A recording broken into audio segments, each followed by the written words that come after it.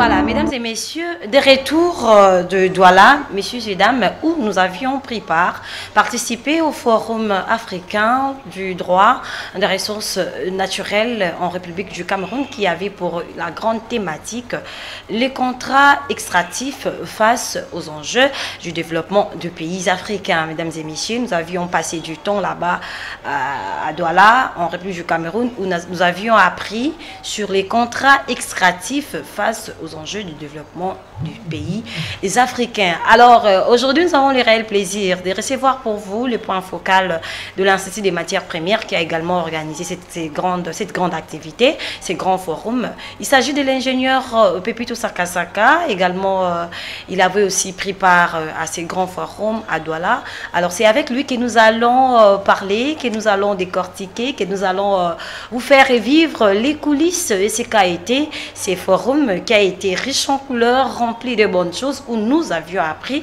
de très bonnes choses avec des différents orateurs, des orateurs des hautes factures. Ingénieur, bienvenue à vous. Merci Madame Béni. Alors, vous étiez avec nous à Douala, au Cameroun, où vous aviez également pris part à ces grands forums. Alors, nous voudrions un peu savoir, ingénieur Pepito Sakasaka, qu'en était-il exactement de ces forums durant 4 jours? En gros, c'était une très belle opportunité d'apprentissage. Nous qui sommes non-juristes, nous avons appris le b.a.-ba du contrat extractif, pour ne pas dire que contrat extractif, mais également certaines notions liées à la négociation, à la diplomatie des affaires. La géopolitique était au rendez-vous. C'était un moment très important pour nous d'apprentissage et nous allons essayer un peu d'en parler tout au long de cette émission. Voilà, un moment d'apprentissage, un moment où nous avions appris beaucoup de choses. Alors je rappelle qu'il y avait aussi certains Congolais qui ont également pris part, vous et moi, et puis il y a aussi plusieurs Congolais, d'autres qui ont pris part à ces forums, à l'instar de l'honorable, le député national, l'honorable Willy Micheki, qui a également pris part à ces forums. Alors nous allons suivre son intervention et on revient tout juste après pour pouvoir continuer cette émission. C'est vraiment important dans cette sens que nous avons aujourd'hui notre économie dans la plupart des pays africains repose sur les ressources naturelles. Mais il y a un paradoxe que nous avons toujours décrit, c'est que les ressources naturelles ne profitent pas à la population. Les ressources naturelles ne sont pas transformées en richesse. Et l'une des causes, à travers les exposés qu'on a suivis ce matin, c'est la technique d'élaboration des contrats. On a illustré des cas comme chez nous, les contrats de concession, c'est-à-dire que nous négocions mal les contrats. Et lorsque le contrat est mal négocié, même son exécution pose problème. Il y a des solutions ici qui ont été envisagées, des techniques nouvelles. Comment éviter les types de contrats que nous signons aujourd'hui qui ne profitent pas à la population. On a cité les cas par exemple de la Libye, de l'ex-Libye de Kadhafi bien sûr, parce que la Libye a changé, de l'Arabie Saoudite. Voilà, alors ingénieur Pepito, revenons un peu sur certains panels. Qu'est-ce qui a été dit? Parce qu'il y avait plusieurs panels. Qu'est-ce qui a été dit? On prend le premier panel qui définissait les industries extractives. Qu'en était-il exactement? Au total, il y avait pratiquement 7 à 8 panels avec des sous-thématiques intéressantes. Et le maître mot, c'était les contrats extractifs. Donc, on pouvait tout oublier, sauf le maître mot, le contrat extractif. Alors, en gros, les contrats extractifs ou industries extractives, ce sont des industries qui consistent à extraire les ressources naturelles, les ressources non renouvelables du sol et du sous-sol. Et là, nous faisons allusion à tout ce qui est ressources pétrolières, tout ce qui est ressources gazières et minières. Ce sont ces industries-là qui sont parfois sujets à établir des contrats extractifs. Donc, le tout premier panel consistait à définir ces concepts industrie extractive avec des exemples, avec des commentaires des experts qui ont intervenu et c'était un moment très important pour nous d'apprentissage. Alors, vous parlez de contrats extractifs, des industries extractives. Alors qu'au Congo, nous sommes encore dans les artisanales. Nous ne faisons pas de l'exploitation industrielle. Exactement, madame. Dans le secteur minier, il y a des entreprises qui évoluent. Je citerai l'exemple de Kamoa Copper et d'autres entreprises. Il y a Miba aussi qui faisait la pluie et les beaux temps dans ces secteurs, Gécamine et autres. Donc nous espérons que la RDC est en train de... Il y a une certaine dynamique qui est en train d'être montée petit à petit pour que les domaines, ce domaine de l'industrie extractive nous soit finalement profitable. Bien que dans les secteurs des hydrocarbures, il y a encore de pas, il y a encore du chemin à parcourir pour que nous puissions quitter une production aussi marginale de 25 000, 22 000 barils à une production aussi appréciable comme d'autres pays de la sous-région. Donc il y a du chemin à parcourir et nous devons être de ceux-là qui seront prêts à se préparer, à être suffisamment informés pour que cette dynamique de la RDC, pays émergent, soit également, ne soit pas seulement un rêve, mais une réalité en valorisant nos ressources naturelles, bien sûr. Voilà, avant de prendre le deuxième panel, ingénieur, nous voudrions un peu savoir, est-ce que ce forum était important pour vous? Parce que vous êtes ingénieur, apparemment, c'était vraiment pour les décideurs, hein, parce que ce sont eux qui partent négocier les contrats, ce sont eux qui sont mis en première ligne. Je crois l'avoir dit une fois sur votre plateau. Mon peuple périt, ce n'est pas parce qu'ils ont manqué le pain, ou c'est parce qu'ils ont manqué la voiture, ou je ne sais pas moi. Mon peuple périt faute de connaissances. Alors, nous sommes invités, nous qui sommes jeunes, nous qui sommes intellectuels, de s'informer. C'était une occasion pour nous d'apprendre, parce qu'on peut être ingénieur, mais c'est important pour nous de connaître c'est quoi le contrat. C'est quoi le contrat? Parce qu'il nous arrive de fois de collaborer avec d'autres personnes qui sollicitent notre expertise. Mais à la fin, on nous présente un contrat. Même pour avoir un boulot, on nous présente un contrat. Est-ce que nous connaissons comment rédiger un contrat? Est-ce que nous connaissons comment négocier un contrat? Est-ce que nous connaissons comment gérer les litiges au cas où le patron ou la partie adverse n'honore pas son engagement? Comment cela se règle? C'était une très belle opportunité, même pour nous qui sommes ingénieurs, de comprendre des aspects liés au contrat. Ce n'est pas seulement l'apanage des juristes, mais aussi, moi encore des décideurs simplement. Mais nous aussi, nous sommes invités à avoir une idée là-dessus, parce qu'en réalité, dans l'industrie, il n'y a pas que d'ingénieurs. L'industrie emploie tout le monde. Et l'ingénieur aussi doit comprendre la nature, la profondeur, les contenus d'un contrat pour qu'il soit suffisamment préparé à toutes les éventualités. Également, vous êtes ingénieur et tout, mais j'ai déduit que vous avez aussi passé dans des entreprises ou dans des situations où cela exige à ce que vous puissiez signer un contrat. Alors, avec tout ce que vous avez appris là-bas, le contrat qui s'est signé ici au Congo est correct, respecte le ligne. Madame, il y a à boire et à manger s'il faudrait comparer ou analyser concrètement tout ce que nous avons signé comme contrat. Mais le constat est que le Congo ou l'Afrique ne se développe pas. Malgré tous les contrats dans le secteur minier, dans le secteur extractif, la plupart de nos pays demeurent encore dans le noir. Nous manquons de l'eau, nous avons du mal... on n'a pas d'électricité, malgré les contrats chinois qu'on nous a vantés ici, malgré les contrats dans le domaine des hydrocarbures, Mwanda ressemble à un... Voilà, vous connaissez à quoi ça ressemble. Oui, alors, ça nous pousse aujourd'hui à nous demander qu'est-ce qu'il en est exactement. Et nous avons compris que nous négocions mal les contrats, comme l'a dit l'honorable Willy Michiki. Nous négocions très mal les contrats. Est-ce que le contrat, c'est tout ce qu'il nous faut pour exploiter nos ressources? C'était aussi une très belle question de notre réflexion, parce qu'il y a d'autres pays du monde qui exploitent leurs ressources sans pourtant établir des contrats avec des entreprises multinationales, telles que le Canada. Et on nous a fait voir qu'au niveau de l'Arabie Saoudite, ce sont des entreprises nationales qui sont suffisamment outillées, ce sont des entreprises nationales qui signent des contrats avec des partenaires. Ce n'est pas le gouvernement. Donc nous avons un chemin à parcourir dans ce domaine de contrats pour que cela nous profite, pour que cela profite à tous, pour que les communautés qui sont dans le fond, partout en RDC, en Bujumaï, à Kananga, je sais pas moi, à Idiofa, puissent en bénéficier. On peut signer les contrats aujourd'hui, mais ce n'est pas demain que c'est mis en musique. Et nous devons attendre plusieurs années. Et pendant tous ces temps-là, comment les gens vivent? Est-ce qu'il y a une certaine transparence dans tout ça? Donc ce sont toutes ces questions stratégiques qui ont été abordées et nous avons suffisamment reçu des informations. Nous avons compris que notre malheur ici, ce n'est pas les ressources. Ce n'est pas ceux qui pensent que pour avoir possédé les ressources minières, c'est une malédiction. Bon, c'est une thèse aussi qui mérite d'être développée, mais on comprend que notre malheur, ce sont des contrats. Permettez-moi de le dire en lingala, to signarabi signa signa. Mais il y a aussi un aspect très important de la géopolitique. Celui qui a la force, qui a l'argent, peut aussi nous imposer et d'apposer une certaine signature. Donc ce sont des aspects comme ça que nous avons appris et nous remercions l'organisateur qui est bel et bien l'Institut de matières premières basé à Douala.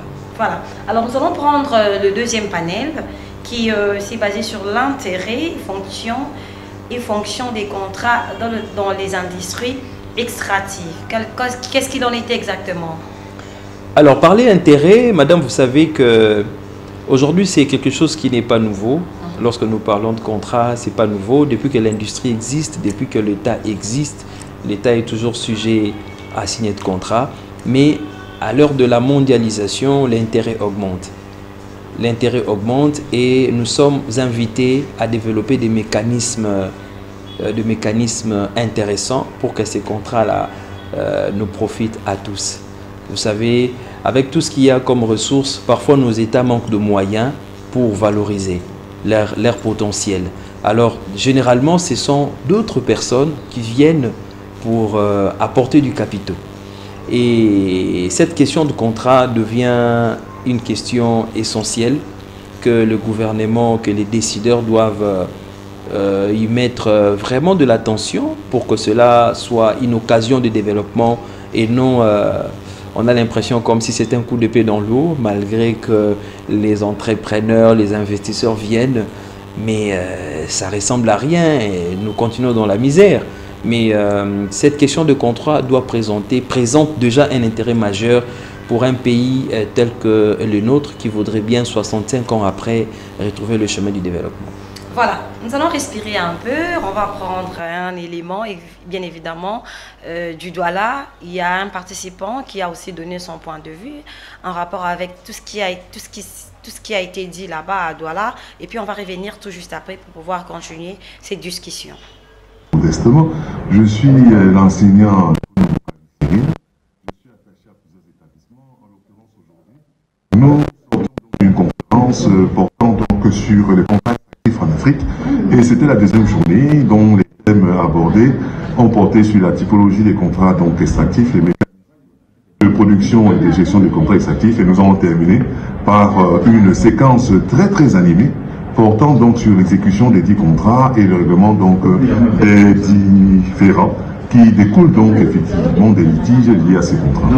J'interviens dans le cadre donc de la suite et la sortie de ce panel.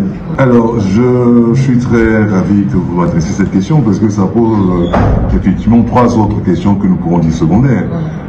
Étant donné que diplomatie économique, ensuite, l'utilisation que nous pouvons faire des matières premières dans cette cadre de diplomatie économique. Et enfin, Kara participera donc à pays africain. Chaque dirigeant ou chaque élite ou bien chaque ensemble donc des personnes qui dirigent ces États ont à cœur d'assurer le bien-être de leur population. Et s'appuie donc sur ce que la nature, ou sont capables donc effectivement de faire de la nature. Ça peut donc se traduire par cet élan de nationalisme. Défendre donc mon territoire, défendre ma population, défendre mon État. Ce qui, en Afrique, a été porté à exacerbation et que nous désignons sous le terme d'égoïsme national. Donc vous avez une conception de l'Afrique, nous faisons tous partie d'un continent, mais chacun a en soi la jalousie dans le sens où je suis quand même ressortissant d'un territoire et je veux que ce territoire puisse donc émerger ou puisse donc prospérer. Et souvent au détriment donc de mes voisins. Il est vrai que nous puissions constater également la présence de communautés économiques régionales qui sont des regroupements, donc effectivement sur une base de proximité donc frontalière que nous avons arrêté la colonisation qui était consacrée en 1963 à Addis Abeba, à l'OUA, et qui a été donc effectivement renouvelée à l'UA en 2001. Mais il se trouve effectivement que ces 10 regroupements donnent une vision qui dépasse la notion de territoire.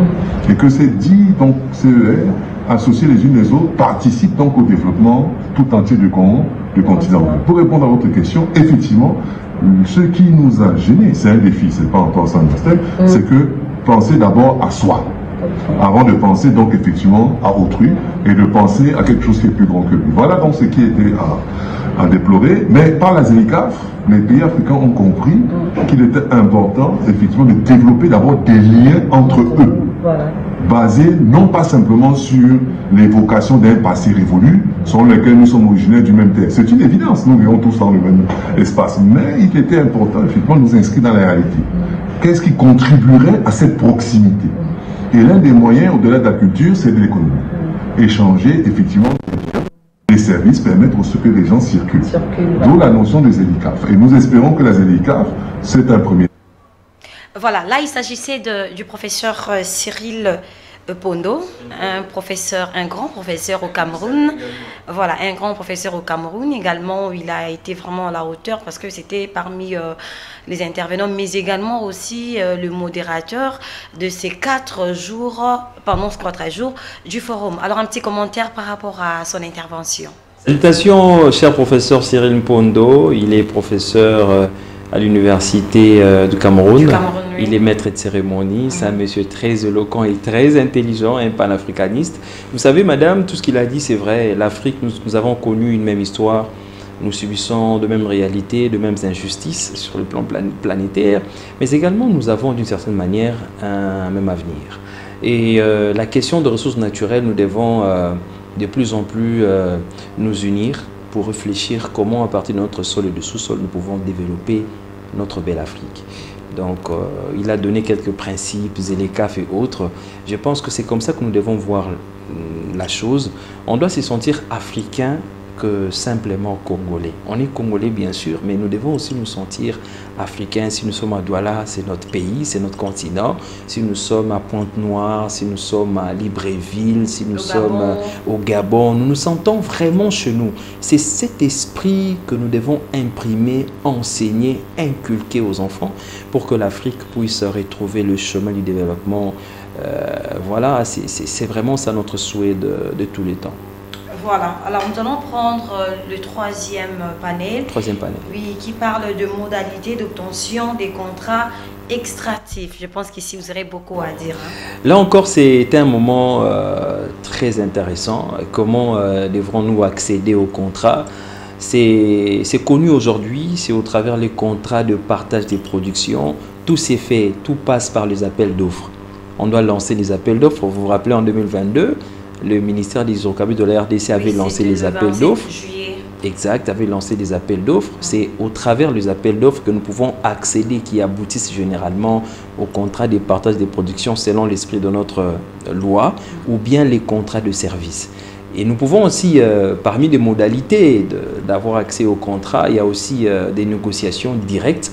Un investisseur peut venir, peut négocier directement avec le gouvernement pour avoir accès à un contrat, et nous pouvons aussi avoir des licences qui s'octroient comme ça aux investisseurs qui viennent solliciter voilà, des opportunités. Donc voilà un peu en gros comment les choses se négocient.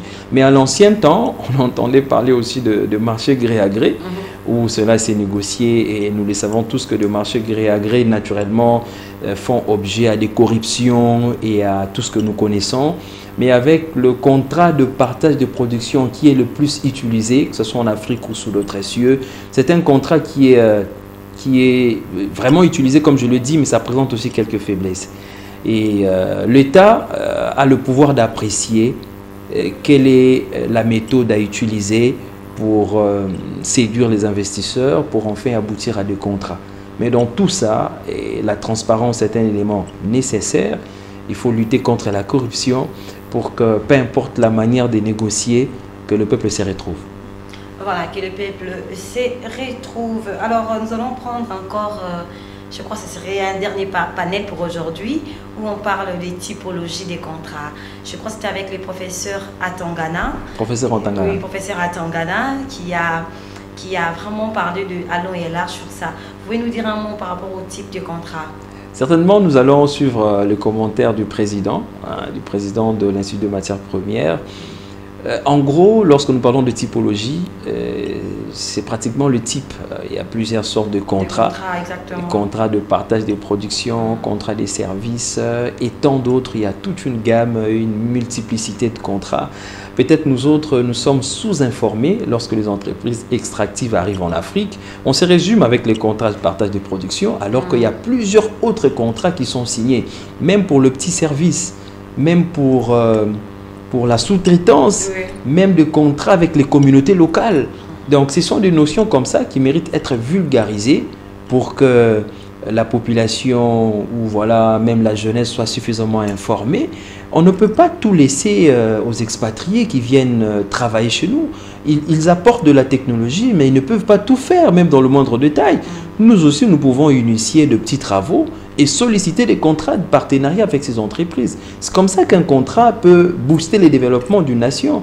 Et nous espérons qu'avec de telles informations, nous allons continuer à en parler, même aux étudiants, même aux communautés locales, pour que nous changions un peu notre manière de voir les choses et que notre pays, dans tout ça, nous voulons que le développement puisse enfin arriver. Voilà, nous avons suivi aussi le professeur Atangana qui a parlé par rapport à l'enseignement universitaire, c'est-à-dire qui a en fait dit qu'on peut aussi faire du droit minier, du droit économique, question de se spécialiser. Apparemment en Afrique, on manque des experts, tout le monde, une personne veut faire tout à la fois. Il est seul, mais en même temps, il négocie les contrats miniers, en même temps, il négocie les contrats dans les secteurs économiques, en même temps, il négocie les contrats, je ne sais pas moi, parce que dans les minerais, il y en a plusieurs. Il y a les colbates, il y a les manganèses, et alors, vous allez retrouver une même personne qui négocie en même temps les colbates, qui négocie en même temps les mines, qui négocie en même temps, je ne sais pas moi, de l'or, les manganèses. Alors, notre façon, notre enseignement, est-ce qu'il y a-t-il moyen de pouvoir changer la manière de faire les choses, surtout pour les jeunes universitaires, ceux qui intègrent l'université trop jeunes? Vous savez, madame, vraiment, vous avez évoqué un aspect très important où, j'aime bien le dire en lingala, l'ignosologue. Tu vois, quelqu'un qui écrit « garage, nous réparons toute marque des véhicules ». Comment ça? Comment ça, on peut avoir la capacité de tout faire? Et lorsqu'on a la capacité de tout faire, on aura également l'impression de ne rien faire. D'une certaine manière, nous devons nous spécialiser de plus en plus. Parce que cette matière de contrat est tellement sensible qu'il faudrait plusieurs spécialités pour arriver à négocier ou à discuter un contrat. On aura besoin parfois de gens qui sont, il peut être ingénieur, mais il est spécialisé dans le solaire. Il est ingénieur, il maîtrise un domaine, la cartographie, il est ingénieur, il est expert en tel domaine. D'ailleurs, je dirais à tous mes amis étudiants, l'expertise coûte plus cher qu'un simple diplôme. Lorsqu'on est expert, on a une maîtrise de la connaissance dans un domaine, on coûte plus cher. On doit vraiment aller dans une expertise. Lorsqu'on est juriste, c'est vague aujourd'hui, il faut être juriste orienté. Je salue également votre bravo, vous êtes journaliste orienté en matière entrepreneuriale. Donc, de plus en plus, l'Afrique doit aller dans ces sens. Et c'est important parce que lorsqu'on est en face d'une équipe de négociateurs, mais ils se préparent en conséquence. Exactement. Nous également, nous devons nous armer, avoir des gens qui présentent des profils intéressants, qui facilitent les dialogues. Mais c'est parfois bizarre de voir une équipe de gens qui viennent négocier les climats, qui viennent négocier la forêt, mais parmi eux, ce sont des gens qu'on a ramassés à gauche à droite. Le profil du négociateur, c'est un élément très important. Et nous pensons que nous allons continuer à dénoncer là-dessus. Nous allons continuer à accompagner les décideurs pour que cette question soit vraiment prise au sérieux. Voilà, nous allons suivre le mot du président de l'Institut de matières premières qui a organisé également ces grands forums qui a duré pendant 4 jours. Il s'agit de M. Germain Salah. Nous allons suivre son intervention et on revient tout juste après. Merci beaucoup. Si je m'en tiens, n'est-ce pas, de l'avis des participants, mais aussi l'ambiance qui prévaut, je pense que pour cette première journée, c'est une réussite. Toutes les communications qui étaient prévues, n'est-ce pas, ont eu lieu. Tous les participants, que ce soit ceux en présentiel ou en distanciel, ont été présents et même les communications en distanciel ont été faites. Je pense que c'est une première journée réussie et je crois que pour le reste, ce sera la même chose. Voilà, alors un mot à tous les Africains qui vous suivent. Hein? Oui, c'est une première expérience. Je pense que, comme nous l'avions dit ce matin, ce forum c'est pour les Africains et donc nous attendons les recevoir à la prochaine édition, que ce soit à Douala au Cameroun, que ce soit à Kolwezi en RDC, que ce soit à Brazzaville au Congo, que ce soit, n'est-ce pas, à Bamako au Mali. Voilà. Merci beaucoup, Président. Merci. Voilà, c'était là M. Germain Salah, à qui nous saluons également. M. Germain Salah, un monsieur rempli de connaissances, un monsieur rempli de matière, vraiment un panafricaniste, voilà. Vraiment un monsieur qui lutte pour que les pays africains puissent se développer. Je ne sais pas, vous avez un mot à dire pour M. Germain Salah? Bon, il y a des Congolais qui me demandent si j'étais Congolais, parce qu'ils ils estiment que comment je peux avoir des contacts comme ça avec ces messieurs qui est camerounais. Ben, ce qui est vrai, je suis Congolais des pères et des mères, ne me rejetez pas maintenant, je suis Congolais de Kinshasa. Avec M. Germain Salah, c'est, je dirais pas une coïncidence, mais c'est un rendez-vous, une rencontre, une belle rencontre. Et cette rencontre aujourd'hui nous pousse à développer de tels projets. Dans ces projets où je représente l'Institut des matières premières ici en RDC. Et c'est avec beaucoup de joie et beaucoup de passion que nous travaillons sur ces genres de projets. Et nous allons aller comme ça avec un objectif d'apporter un plus sur des questions qui étaient autrefois négligées. Nous voulons également voilà, que cela soit débattu et que cette jeunesse et que cette population comprenne que les potentiels, nos ressources qui sont dans le sous-sol, c'est pas ça qui traduit la richesse. On doit les extraire, on doit les exploiter rationnellement pour qu'enfin les développements arrivent. Il n'y a aucune nation au monde qui s'est développée sans ses ressources. Sans ses ressources. Alors nous, qui sommes africains, nous devons avoir cette compréhension et nous devons mettre la main dans la pâte pour que nos potentiels deviennent réellement de produits finis. Et c'est comme ça qu'on pourra également chanter le développement de l'Afrique. Voilà. Alors, vous aviez un mot à dire? Ben, peut-être saluer également les efforts qui sont consentis au niveau local. Nous parlons des hydrocarbures parce que ceux qui me voient, ils savent que nous défendons depuis longtemps ces secteurs. Nous sommes dans un contexte où les efforts sont fournis. Les ministres actuels, son Excellence Aimé Sakombi Molendo, qui est en train d'appuyer sur les boutons réformes afin que ce secteur puisse apporter un développement. Nous les saluons et d'ailleurs, nous souhaitons qu'il soit reconduit à la tête de ces ministères pour qu'enfin tout ce qu'il a comme projet soit... C'est parce que vous le faites avec lui, c'est pourquoi vous voudriez à ce qu'il soit reconduit, parce que certaines ONG fustigent contre en fait, sa manière de faire les choses, c'est-à-dire contre cette décision prise pour l'ouverture de 50 blocs en exploration. Vous les savez, je pense. Madame, vous savez, l'homme est toujours réticent au changement. L'homme est toujours réticent lorsqu'on apporte un plus. Je l'ai dit tantôt, nous saluons les efforts de réforme. Sakombi aujourd'hui, c'est un réformiste. Il vient appuyer sur les réformes dans un secteur qui était autrefois dans les oubliettes. Alors, on a besoin de ces genres de personnes et nous autres, nous voulons bien accompagner cette dynamique. Nous voulons réformer notre cadre légal, nous voulons réformer beaucoup de choses, notre société nationale qui boite. Nous voulons apporter un nouveau vent dans ces secteurs. Alors il faudrait accompagner. Par rapport aux ONG, madame, vous savez, même aux États-Unis, il y a des ONG environnementales. Même en Russie, il y a des ONG environnementales. Mais devant des questions de la souveraineté énergétique, ces ONG-là s'inclinent. Parce que ce sont des questions sensibles de l'État. C'est l'État qui est censé répondre aux besoins de la société, ce n'est pas les ONG. Ce n'est pas les ONG, mais quand l'État... Les ONG aujourd'hui, madame, peuvent apporter de la matière. On doit quitter de l'état d'alarmiste à un état de ceux qui proposent.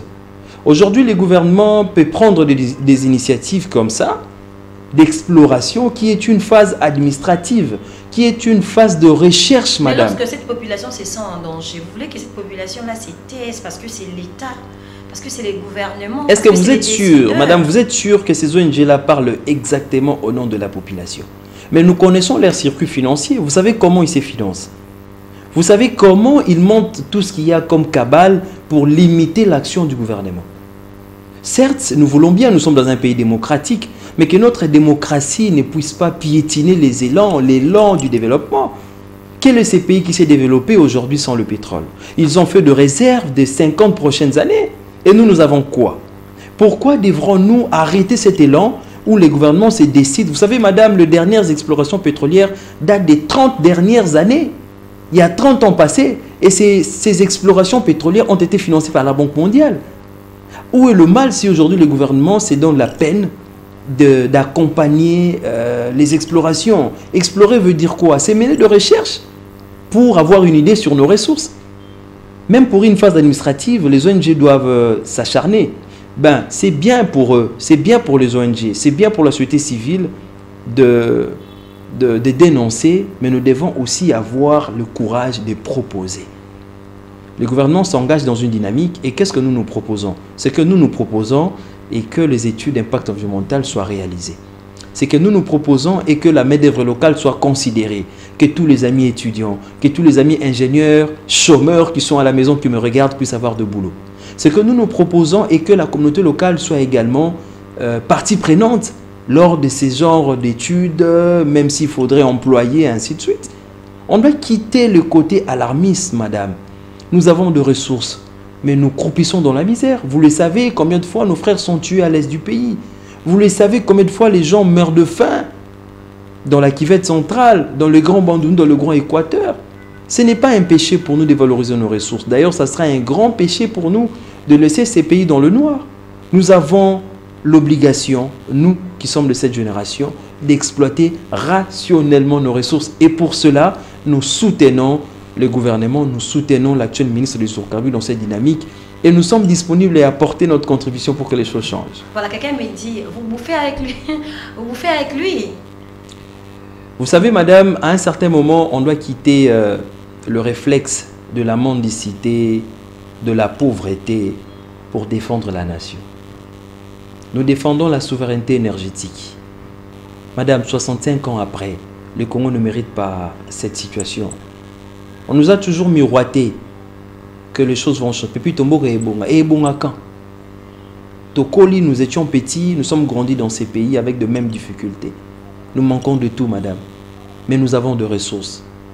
On nous a toujours appris scandale géologique. Et aujourd'hui, on nous apprend que nous avons le bassin sédimentaire. Nous avons le bassin côtier qui regorge énorme quantité des hydrocarbures. Mais avec une production marginale de 25-22 000 barils par jour. Pendant que nous avons des jeunes qui ont appris le pétrole. Nous avons des institutions qui forment chaque année dans ces domaines. Alors, il nous faudrait une certaine conscience, le courage, la détermination, la transparence, lutter contre la corruption pour que nos ressources soient réellement une occasion de bénédiction. Et nous devons aller dans ce sens. Je demande à tous mes amis qui sont membres militants des ONG de quitter le niveau alarmiste et de proposer des solutions. Et par rapport à ça, nous allons composer ensemble et accompagner les initiatives bonnes qui viennent de partout pour que notre RDC se développe. On rappelle que cette émission est là pour accompagner les jeunes entrepreneurs, les jeunes, que vous soyez hommes ou femmes, vous qui avez une vision dans l'entrepreneuriat, nous sommes là pour vous accompagner. Nous faisons la publicité de tout ce que vous faites. Question de vous rendre visible et plus d'attirer le partenaire. Ça n'est fini pour aujourd'hui, mesdames et messieurs. Merci de nous avoir suivis. Alors, prenez rendez-vous avec nous le samedi prochain où nous allons parler de cet accord qui alimente les salons IP de la capitale, l'accord RDC Rwanda. Alors, monsieur Pepito, un mot de la fin parce que tu me signales là. Vous avez un mot à dire? Merci à vous. Okay. Et merci à tous ceux qui nous ont toujours soutenus, la grande équipe Focus Hydrocarbures. Okay. Merci à celui qu'on appelle Briel Obambi depuis le Brazzaville, okay. Hydrogène, ingénieur, ainsi qu'à sa femme, Madame Dominique. Merci à la grande famille, à Douala, Maman Denise, Monsieur Germain Salah, professeur Mpondo, professeur Antangana, Maître et, Sireke. maître Cyril, Sireke. maître Sireke, et La voilà, doctorante Brenda. la doctorante Brenda, et merci à vous, merci. Voilà, c'en est fini. Prenez bien soin de vous. Le plus grand voyage du monde commence par un pas. Alors, on néglige pas le faible commencement. Commence, fais un pas et tu vas voir que le reste viendra. Au revoir.